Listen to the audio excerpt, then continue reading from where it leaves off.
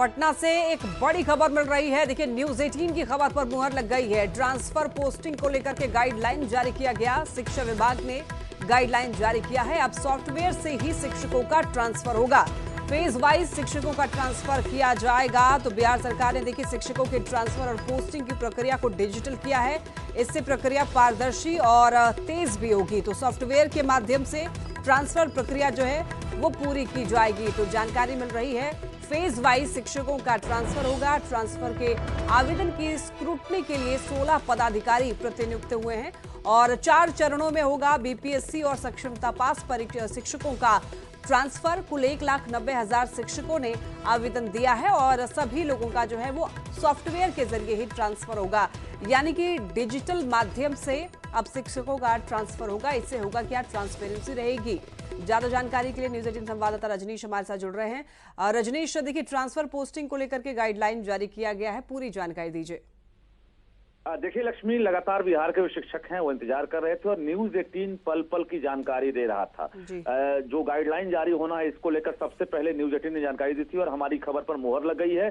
शिक्षा विभाग के एसीएस एस सिद्धार्थ ने गाइडलाइन जारी कर दिया है। 6 पन्ने का ये गाइडलाइन है जिसमें सॉफ्टवेयर के जरिए कैसे कैसे ट्रांसफर और पोस्टिंग होनी है ये तमाम जानकारियां दी गई है। इसके साथ साथ जो ट्रांसफर के लिए आवेदन आए हैं उसकी स्क्रूटनी के लिए 16 सदस्यीय अधिकारियों को प्रतिनियुक्त किया गया है, जिनको ये जवाबदेही दी गई है कि फेज वाइज ट्रांसफर होना है। सबसे पहले हम बता दें, जो शिक्षक अभी जानना चाहते हैं कि शेड्यूल अभी जारी नहीं किया गया है, क्योंकि ट्रांसफर का पहला फेज का ड्यूरेशन क्या होगा, दूसरा क्या होगा। तो न्यूज 18 सबसे पहले जानकारी दे रहा है कि इसी महीने में 20 फरवरी से पहले फेज का ट्रांसफर होगा। यानी जो दिव्यांग हैं, कैंसर पीड़ित हैं, हृदय रोगी हैं और पहले फेज में जो भी शिक्षक शामिल हैं उनका ट्रांसफर 20 फरवरी से पहले लिस्ट जारी कर दिया जाएगा। दूसरे फेज वाले जो हैं उनकी प्रक्रिया भी शुरू होगी।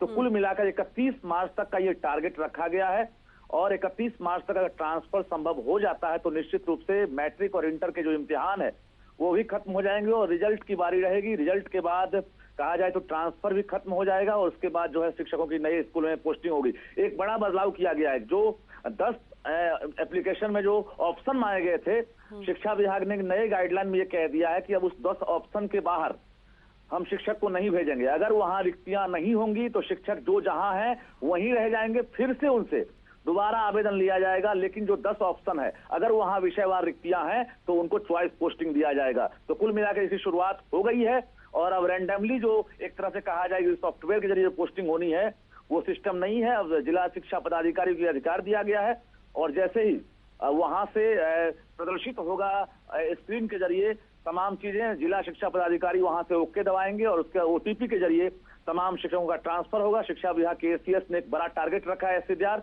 और उस टारगेट को उन्होंने हर हाल में कहा है कि 31 मार्च तक हम फुलफिल करेंगे, जिसको लेकर 1,90,000 शिक्षक इंतजार में है।